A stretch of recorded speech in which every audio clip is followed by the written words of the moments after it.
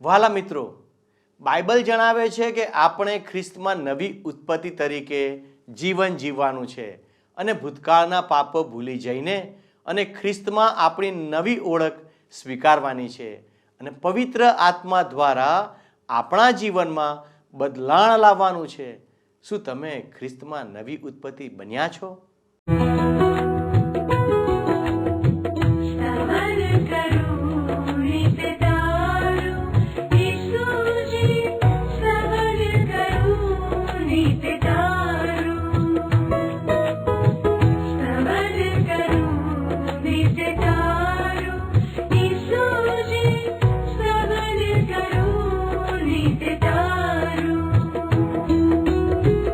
आज सवारे साध सुनी तऊ महिमा करूं प्रभु तारो, महिमा करूं प्रभु तारो, स्तवन करूं नित्य तारो.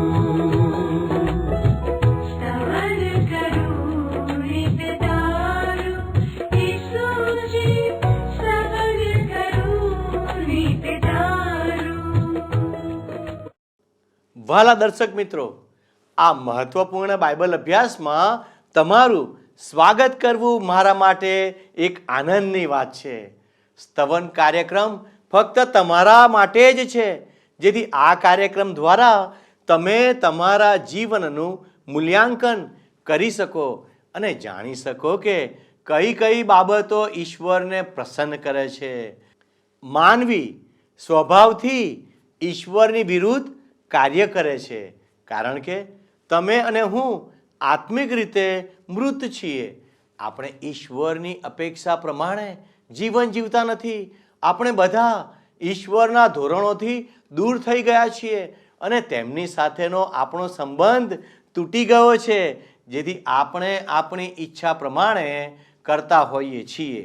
આપણી પાસે ઈશ્વરને મળવાની કે તેમની સાથે સમાધાન કરવાની કોઈ ક્ષમતા નથી.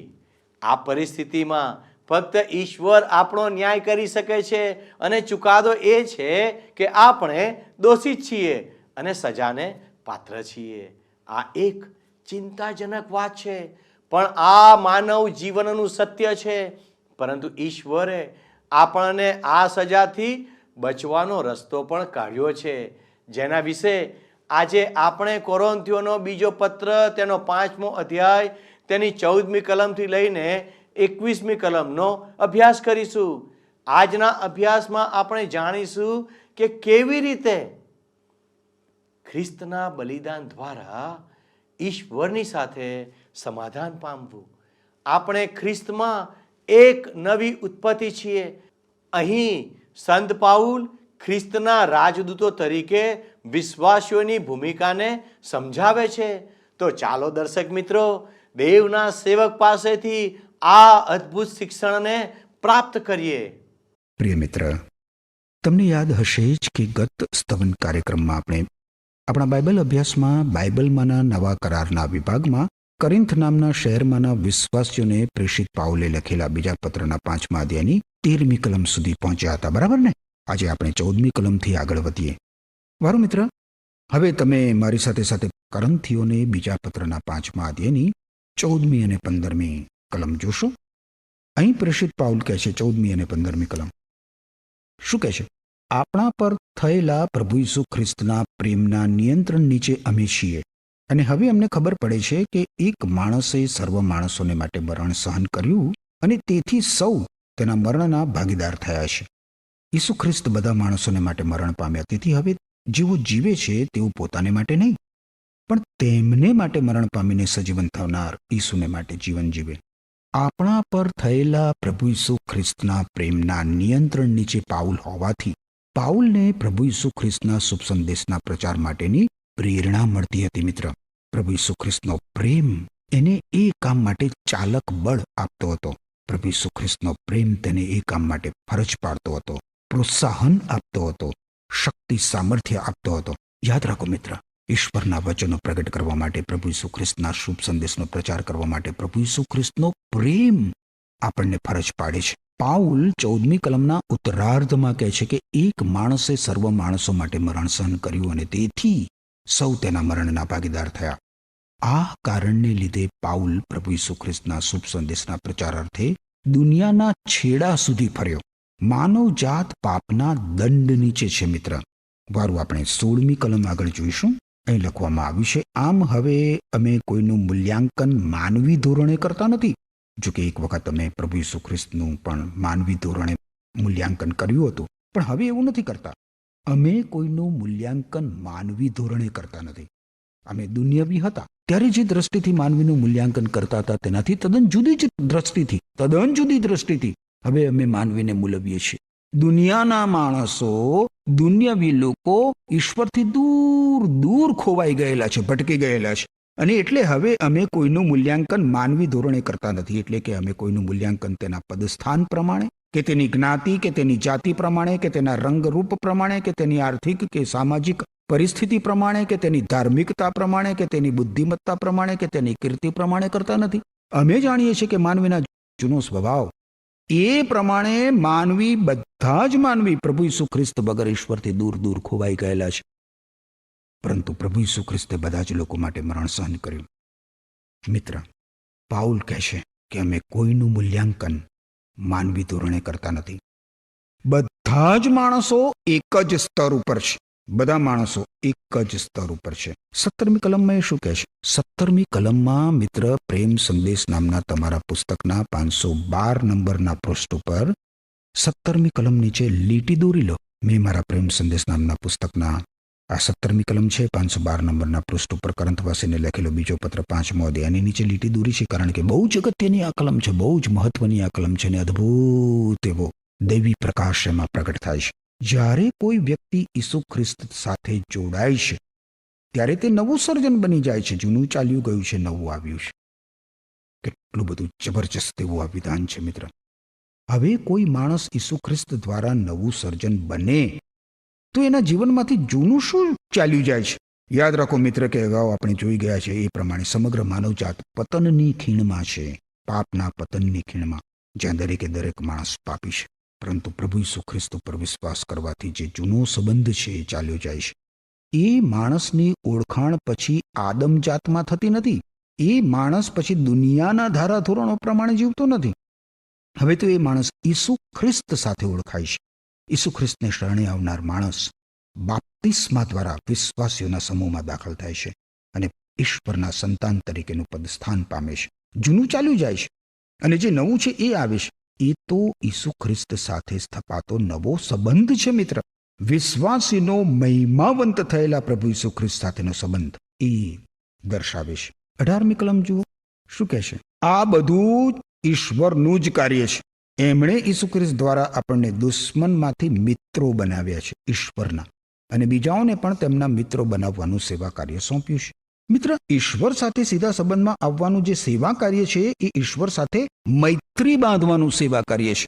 એ ખરેખર તો સર્વત્ર ખોવાયેલા લોકોને તેમના બધા જ પાપો સાથે, તેમની બધી સમસ્યાઓ સાથે, તેમના બધા બોજ સાથે, તેમની બધી મુશ્કેલીઓ સાથે ઈશ્વર પાસે આવવાનું ઈશ્વરનું આમંત્રણ છે. ખુદ ઈશ્વરનું આમંત્રણ અને ઈશ્વર સાથે સીધા સંબંધમાં આવવા માટેનું ઈશ્વરનું આ અદ્ભુત આમંત્રણ સમગ્ર માનવજાત માટે છે. ઈશ્વર સાથે સીધા સંબંધમાં આવવાની આ વાત ઉપર થોડો સમય આપણે મિત્ર વિચાર કરીએ. હવે મિત્રો એ શબ્દ આ કલમમાં 2 વખત અને આ પછીની કલમમાં 2 વખત અને એ પછીની કલમમાં 1 વખત વાપરવામાં આવ્યો છે. આ બહુ જ મહત્વનો વિષય છે મિત્ર, અને આપણે બહુ જ અગત્યના વિભાગમાં છીએ. પ્રથમ તો મિત્ર હું તમને એ જણાવવા માંગુ છું કે મૈત્રી અને ઉદ્ધાર એ 2 જુદી જુદી બાબતો છે. મૈત્રી એ તો ઉદ્ધારથી એક ડગલું આગળ વધે છે. ઈશ્વર સાથેની મૈત્રી એ આપણા દુષ્કર્મોના બંધનમાંથી, આપણા પાપોની શિક્ષામાંથી આપણો જે ઉદ્ધાર થાય છે ને એનાથી એક ડગલું આગળ વધે છે. મૈત્રી આપણા પાપોની માફી કરતા અને ઈશ્વરના ન્યાયને સંતોષવા કરતા વિશેષ છે. મૈત્રીમાં તો બદલાયેલા સંબંધનો સમાવેશ થાય છે, સદંતર બદલાયેલો સંબંધ. મૈત્રી એટલે અહીં આમૂલ પરિવર્તન, સમૂળગું બદલાણ, ઉપર તળેથી, આજુબાજુથી, અંદર બહારથી ફેરફાર. 17મી કલમમાં કેટલું અદ્ભુત વિધાન છે મિત્ર. જ્યારે કોઈ વ્યક્તિ પ્રભુ ઈસુ ખ્રિસ્તની સાથે જોડાય છે ત્યારે તે નવું સર્જન બની જાય છે. આહાહાહાહાહાહા. જ્યારે કોઈ વ્યક્તિ પ્રભુ ઈસુ ખ્રિસ્તની સાથે જોડાય છે ત્યારે તે નવું સર્જન બની જાય છે. ઘણી બધી વાર આપણે પ્રશ્ન થાય છે આપણને મનમાં કે જો મને નવેસરથી શરૂઆત કરવાનું મળે તો કેટલું સારું. મારા જીવનમાં મેં જે ભૂલો કરી છે એ કદી જ હું હવે ના કરું. પણ આ 17મી કલમ જુઓ, કેટલું અદ્ભુત વિધાન છે. આ તો દૈવી પ્રકાશ છે. જ્યારે કોઈ વ્યક્તિ પ્રભુ ઈસુ ખ્રિસ્તની સાથે જોડાય છે ત્યારે તે નવું સર્જન બની જાય છે. હવે અહીં એ નોંધી લો મિત્ર કે મૈત્રી ઈશ્વર સાથે સ્થપાય છે. મૈત્રી સ્થાપનાર, સંબંધ સ્થાપનાર એ ઈશ્વર છે. પ્રેષિત પાઉલ કહે છે કે આ બધું ઈશ્વરનું જ કાર્ય છે. તેમણે ઈસુ ખ્રિસ્ત દ્વારા આપણને દુશ્મનમાંથી પોતાના મિત્રો બનાવ્યા છે.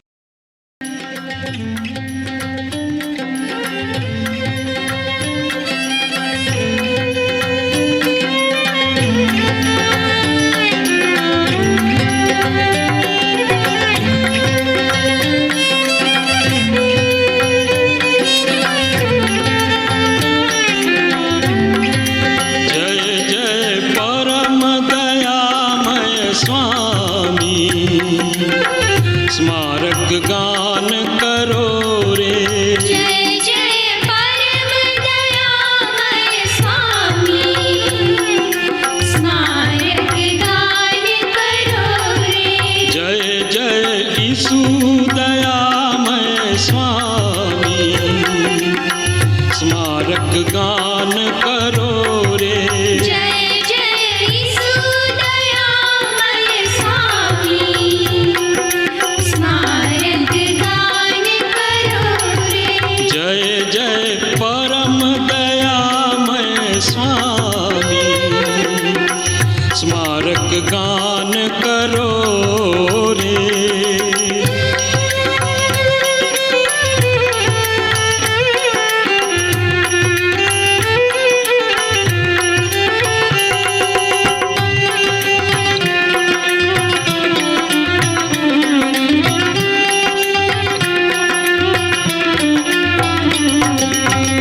भक्त समाज निरंतर तेने साथ भजो अनुरागे. भक्त समाज निरंतर तेने साथ भजो अनुरागे. निश दिन ईश्वर ना गुण गाओ, निश दिन प्रभु यीशु ना गुण गाओ. प्रेम सुगायक जागे. जय जय परम दयामय स्वामी, स्मारक गान करो रे. जय जय परम दयामय स्वामी, स्मारक गान करो रे. जय जय ईसु दयामय स्वामी, स्मारक गान करो रे.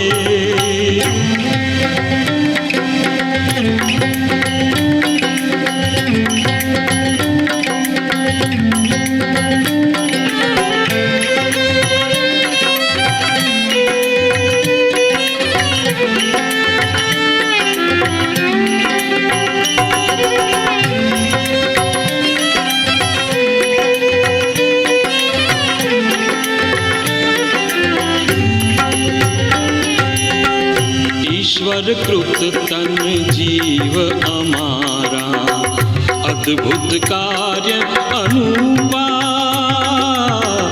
ईश्वर कृत तन जीव हमारा, अद्भुत कार्य अनुपा. जीवन दाता शुभ प्रतिपाला, जीवन दाता शुभ प्रतिपाला. धन्य दयामय भूपा. जय जय परम दयामय स्वामी, स्मारक गान करो रे. जय जय परम दयामय स्वामी, स्मारक गान करो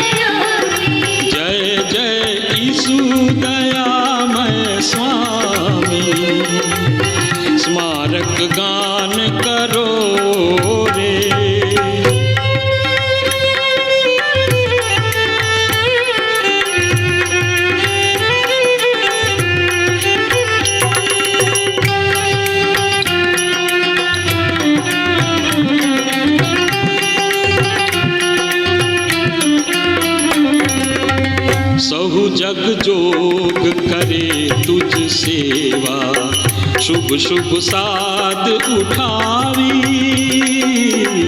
सहु जग जोग करे तुझ सेवा शुभ शुभ साध उठावी गान वखाण करो सहु ठामे गान वखाण करो सहु ठामे अंतर मन हर खावी जय जय परम दयामय स्वामी स्मारक गान करो रे जय जय परम दयामय स्वामी स्मारक गान करो रे जय जय ईसु दयामय स्वामी स्मारक गान करो रे जय जय ईशु दयामय स्वामी स्मारक गान करो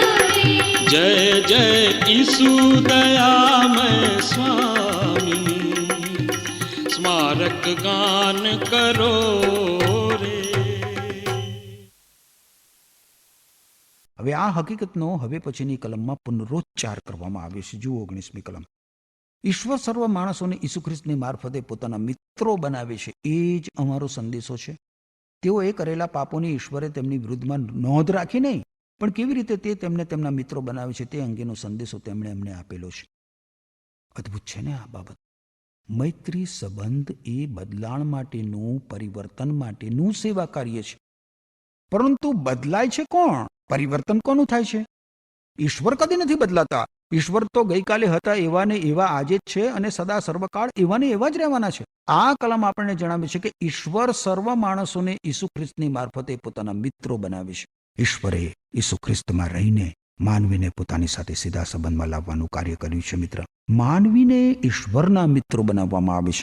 માનવીને આપણે માનવી તરફ જોઈએ છીએ તો આપણને દેખાય છે કે માનવી તો પોતાના પાપમય માર્ગે આગળ વધી જ રહ્યો છે. દરેક માનવી પોતાના માર્ગે વળી ગયો છે. પરંતુ ઈસુ ખ્રિસ્તની મારફતે ઈસુ ખ્રિસ્તના મૃત્યુ દ્વારા માનવીને ઈશ્વરનો મિત્ર બનાવવામાં આવે છે. આ કેટલું અદ્ભુત એવું પ્રકટીકરણ છે મિત્ર, કેટલું અદ્ભુત એવું પ્રકટીકરણ. આ મૈત્રી સંબંધનું અદ્ભુત સેવા કાર્ય પ્રભુ ઈસુ ખ્રિસ્તે કર્યું છે. 20મી કલમ આગળ જુઓ. તેથી ઈશ્વર જાણે કે અમારી મારફતે તમને વિનંતી કરતા હોય તેમ અમે ઈસુ ખ્રિસ્તના રાજદૂત તરીકે આગ્રહપૂર્વક વિનંતી કરીએ છીએ કે ઈસુ ખ્રિસ્તને નામે અમે તમને વિનંતી કરીએ છીએ કે તમને તેમના દુશ્મનોમાંથી મિત્રમાં બદલી નાખવા દો. હવે રાજદૂત એટલે શું? શબ્દકોશ પ્રમાણે તમે જુઓ તો રાજદૂત એટલે સર્વોચ્ચ પદવી ધરાવતો રાજદ્વારી માણસ, જેને પરદેશમાં પોતાના વતનના કામ માટે મૂકવામાં આવ્યો હોય અને જેને પરદેશની સરકારે સ્વીકારેલો હોય. તેથી આપણે હવે પ્રભુ ઈસુ ખ્રિસ્તના રાજદૂત છીએ. આપણે પરદેશની ભૂમિમાં છીએ. પ્રેષિત પાઉલ કહે છે કે અહીં પૃથ્વી પર આપણે મુસાફર છીએ, પરદેશી છીએ. ફિલિપી લોકોને લખેલા પત્રમાં તમે જુઓ 3 અધ્યાયની 20મી કલમમાં નવા કરારના વિભાગમાં, તો ત્યાં પણ પ્રેષિત પાઉલ કહે છે આપણે સ્વર્ગના નાગરિક છીએ અને આપણા ઉદ્ધારક પ્રભુ ઈસુ ખ્રિસ્ત સ્વર્ગમાંથી પાછા આવે તેની આપણે આતુરતાથી રાહ જોઈએ છીએ. આપણું નાગરિકત્વ સ્વર્ગનું હોવાથી અહીં પૃથ્વી પર આપણે ઈશ્વરના રાજદૂત છીએ. જ્યારે એક દેશ બીજા દેશમાં પોતાના રાજદૂતને મૂકે છે મિત્ર, ત્યારે એનો અર્થ એ થાય છે કે બંને દેશો એકબીજાના મિત્રો છે. ઈશ્વર હજી પણ આ દુનિયા પ્રત્યે મૈત્રી ભાવ રાખે છે મિત્ર.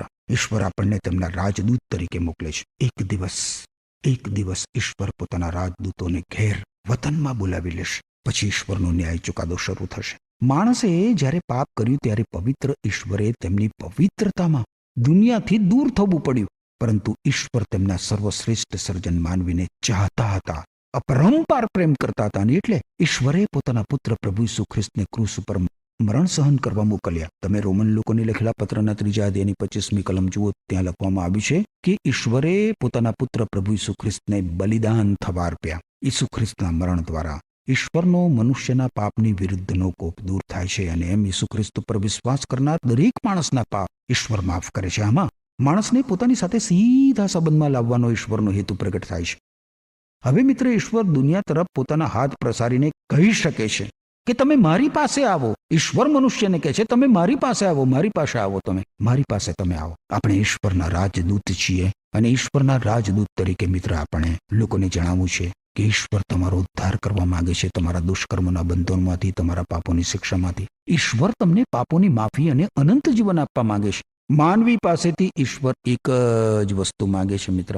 માનવી ઈશ્વર પાસે આવે, બસ એટલું જ. યાદ રાખો, ઈશ્વર તમારું ગળું નહીં પકડે. ઈશ્વર તમને શિક્ષા કરવા માંગતા નથી મિત્ર. ઈશ્વર તમારા પર હાથ ઉગામવા માંગતા નથી. બાઇબલમાં તમે જુઓ, નવા કરારના વિભાગમાં તિમોથીને લખેલો પહેલો પત્ર છે, એના પહેલા અધ્યાયની 4 અને 5મી કલમમાં તો ત્યાં કહેવામાં આવ્યું છે, શું કહે છે? તેઓને જણાવ કે તેઓ દંતકથાઓ અને વંશાવળીઓની લાંબી યાદીઓ પ્રત્યે ધ્યાન ન આપે, કારણ કે તેથી તો ફક્ત વાદ વિવાદ જ ઊભો થાય છે અને વિશ્વાસથી પ્રગટ થતો ઈશ્વરનો ઈરાદો પૂર્ણ થતો નથી.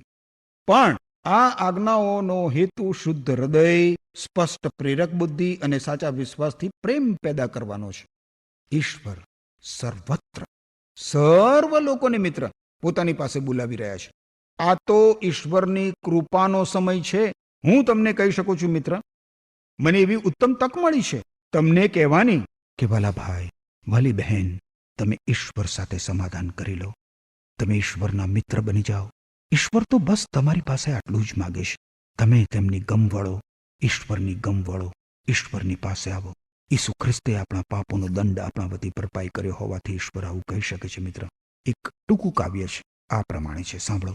ઈસુ ખ્રિસ્ત પર આપણા પાપનો ભાર મુકાયો. એ ભારથી દુનિયાનું નર્ક ગમન થયું હોત, પણ ઈસુએ આપણે માટે ભાર સહ્યો, એમ ઈસુ આપણો આશ્રય થયો. મિત્ર, ઈશ્વરે માનવજાત સાથે સમાધાનનો માર્ગ કર્યો છે. ઈશ્વરે માનવજાત માટે મૈત્રી કરાર સ્થાપ્યો છે. ઈશ્વરને જીતી લેવા તમારે કંઈ કરવાની જરૂર નથી હોતી. ઈશ્વરના હૃદયને નરમ બનાવવા માટે તમારે આંસુ સારવા નથી પડતા. ઈશ્વર તો તમને ચાહે છે, પ્રેમ કરે છે. ઈશ્વર તમારો તમારા દુષ્કર્મોના બંધનોમાંથી, તમારા પાપોની શિક્ષામાંથી ઉદ્ધાર કરવા માંગે છે. અને આનું કારણ મિત્ર 21મી કલમમાં આપવામાં આવ્યું છે. જુઓ, કરંથવાસીને લખેલો બીજો પત્ર 5મો અધ્યાય 21મી કલમ, છેલ્લી કલમ છે. ઈસુ ખ્રિસ્ત પોતે નિષ્પાપ હતા, છતાં આપણા માટે ઈશ્વરે તેમને પાપરૂપ કર્યા, જેથી ઈસુ ખ્રિસ્તની સાથેના સંબંધથી આપણે ઈશ્વરના ન્યાયીપણાના, પુનિત પાવનપણાના, પવિત્રતાના ભાગીદાર બનીએ. ઈસુ ખ્રિસ્તે અહીંયા પૃથ્વી ઉપર મિત્ર મારું સ્થાન લીધું. જેણે પાપ જાણ્યું પણ નહોતું, જે તદ્દન નિષ્પાપ હતા, એ પ્રભુ ઈસુ ખ્રિસ્ત અહીંયા પૃથ્વી ઉપર આવ્યા, જેથી તેમનામાં આપણને ઈશ્વરનું ન્યાયપણું પ્રાપ્ત થાય, ઈશ્વરનું પવિત્રતા, ઈશ્વરનું પુનિત પાવનપણું પ્રાપ્ત થાય. પ્રભુ ઈસુ ખ્રિસ્તે મારું નર્ક અહીં નીચે પૃથ્વી પર વેઠી લીધું, જેથી મને ઉપર સ્વર્ગ મળે. હા, પ્રભુ ઈસુ ખ્રિસ્તે મારે માટે એ કર્યું. વિશ્વાસી મિત્ર, તમે ક્યારેય કોઈને ઈશ્વરના આ અદ્ભુત વચનો સંભળાવ્યા છે ખરા? તમે જે હો તે, જ્યાં હો ત્યાં, જે પરિસ્થિતિમાં હો એ પરિસ્થિતિમાં પણ ઈશ્વરથી દૂર ખેવાયેલા, ઈશ્વરથી દૂર ભટકી ગયેલા લોકોને ઈશ્વર સાથે સમાધાનનો આ સંદેશ આપવા તમે શું કરો છો? મનુષ્ય જાત સાથે ઈશ્વરે સમાધાન કરેલું છે. ઈશ્વરે ગઈકાલે, આજે અને સદા એવાને એવા જ ઈશ્વર છે. ઈસુ ખ્રિસ્તે તમારા માટે જે દિવસે ક્રૂસ ઉપર મરણ સહન કર્યું ને મિત્ર, ત્યારે ઈશ્વરને તમારા પ્રત્યે જે લાગણી હતી એવી જ લાગણી આજે પણ તમારા પ્રત્યે છે. તમારે દુનિયાને એ સંદેશ આપવાનો છે. ઈશ્વરે દુનિયા સાથે સમાધાન કરેલું છે, પણ લોકોએ ઈશ્વર ગમ વળીને વિશ્વાસ સહિત ઈશ્વર પાસે આવવાની તો જરૂર છે કે નહીં? વાર મિત્ર, અહીં 5મા અધ્યાયનો અભ્યાસ પૂરો કરીએ છીએ. ફરી મળીએ ત્યારે આપણે 6ઠ્ઠા અધ્યાયનો અભ્યાસ હાથ ધરીશું. 6ઠ્ઠા અધ્યાયનો વિષય ઈસુ ખ્રિસ્તની સેવામાં દરેક સંજોગોમાં મળતો ઈશ્વરનો દિલાસો છે. એ 6ઠ્ઠા અધ્યાયમાં ઈસુ ખ્રિસ્તના સાચા સેવકની લાયકાતો વર્ણવવામાં આવી છે. પણ એ બધામાં મિત્ર ઈસુ ખ્રિસ્તના સેવક માટે ઈશ્વરનો દિલાસો, ઈશ્વરની સહાય ઉપલબ્ધ છે. ફરી મળીએ એ દરમિયાન કૃપા કરીને તમે કરંથવાસીને લખેલો બીજો પત્ર એનો 6ઠ્ઠો અધ્યાય વાંચી રાખશો. પ્રેમ સંદેશમાં પાના નંબર 513. કૃપા કરીને 6ઠ્ઠો અધ્યાય તમે વાંચી રાખજો. પ્રેમ સંદેશમાં પૃષ્ઠ નંબર 513. ઈશ્વર તમને આશીષ આપો. આમેન. વાલા દર્શકો, આજનો પાઠ આપણને કહે છે કે ખ્રિસ્તનું મૃત્યુ બધા માટે હતું અને જેઓ જીવે છે તેઓએ હવે પોતાના માટે નહીં પણ ખ્રિસ્તના માટે જીવવું જોઈએ. અહીં એ પણ જાણવા મળ્યું કે ખ્રિસ્તમાં આપણે કોઈને પણ દુનિયાવી દ્રષ્ટિકોણથી જોવાના નથી. જો કોઈ ખ્રિસ્તમાં છે તો તે નવી ઉત્પત્તિ છે અને ઈશ્વરે આપણને સમાધાનનું સેવા કાર્ય આપ્યું છે. જેઓ ખ્રિસ્ત પર વિશ્વાસ કરીને નવા વિશ્વાસીઓ બને છે જે જૂનું હતું તે સર્વ જતું રહ્યું છે અને જુઓ તે નવું થયું છે. હવે તો આપણને વિશ્વાસી તરીકે ઈશ્વરે ખૂબ ઊંચી પદવી આપી છે તે તમે જાણો છો. બાઇબલ જણાવે છે કે આપણે ખ્રિસ્તના રાજદૂત કે એલચી છીએ. હા હા હા, કેટલું અદ્ભુત! વહાલા દર્શક મિત્રો, હું અને તમે ખ્રિસ્તના એલચી? માની ના શકાય તેવી ગજબની પદવી ઈશ્વરે તેમના બાળકોને આપી છે. જો આપણે એલચી છીએ તો ઈશ્વરે ખ્રિસ્તની મારફતે આપણું સમાધાન પોતાની સાથે કરાવ્યું છે અને આપણને જગતના લોકોનું ઈશ્વર સાથે સમાધાન કરવાની સેવા સોંપી છે. આ સેવામાં આપણે લાગુ રહેવાનું છે.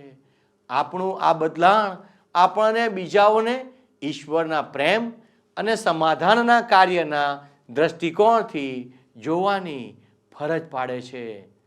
શું મિત્રો, તમે સમાધાનની સેવા કરો છો? આ વિશે વિચાર કરશો અને આવો આ સંબંધી આપણે કોઈ ચોક્કસ નિર્ણય લઈ શકીએ તેને માટે પ્રાર્થના કરીએ. વહાલા પ્રભુજી, અમે આભાર માનીએ છીએ કારણ કે તમે અમને તમારા એલચી બનાવ્યા છીએ. તમે અમને સમાધાનની સેવા સોંપી છે. પરંતુ ઘણી બધી વખત અમે સમાધાન કરવાને બદલે અમે લોકોને બીજા રસ્તા પર દોરી જઈએ છીએ. અમે લોકોને ઊંધા રસ્તા પર દોરી જઈએ છીએ. પવિત્ર પ્રભુ, તમે મને માફ કરો. પવિત્ર પ્રભુ, તમે અમને માફ કરો. અને દેવ, તમે અમને સમાધાનની સેવામાં વધારે મજબૂત બનાવતા જાઓ. અને પવિત્ર પ્રભુ, અમારી પ્રાર્થના છે ઈસુના નામમાં તમે અમને આ જગતમાં મોકલ્યા છે ત્યારે દેવ, અમે એકબીજાની સાથે સમાધાનપૂર્વક જીવન જીવનારા બાળકો બની જઈએ. પવિત્ર પ્રભુ, તમે મારી સાથે ને પાસે રહો, અમને મદદ કરો. અમારા દરેક દર્શક મિત્રોને આ સમાધાનની સેવાનો આશીર્વાદ પૂરો પાડો એવી અમારી વિનંતી છે. અમારી આ પ્રાર્થના ઈસુના નામમાં માગીએ છીએ. આમેન. વહાલા દર્શક મિત્રો, આજનું અમારું આ પ્રસારણ આપને ગમ્યું છે તો અમારા પ્રતિનિધિ આપના ફોનની રાહ જોઈ રહ્યા છે. આજે આપ અમને જરૂરથી એક ફોન કરીને અમારા પ્રતિનિધિ સાથે પ્રાર્થના કરાવી શકો છો. ઈશ્વર આજનો આશીર્વાદ આપ સૌને આપો એ જ પ્રાર્થના સાથે હું આપની વિદાય લઉં છું. આમેન.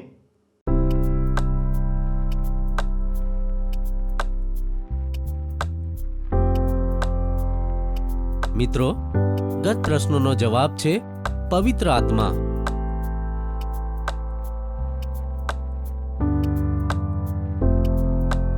આજનો પ્રશ્ન છે, સ્વર્ગનું નાગરિકત્વ ધરાવનાર વિશ્વાસી પૃથ્વી પર ઈશ્વરના કોણ છે?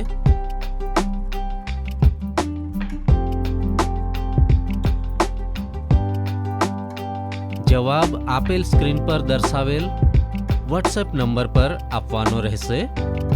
કાર્યક્રમ દરમિયાન પૂછેલા પ્રશ્નોનો સાચો જવાબ આપનાર વિજેતાઓના નામ દર મહિનાના પ્રથમ સોમવારે જાહેર કરવામાં આવશે.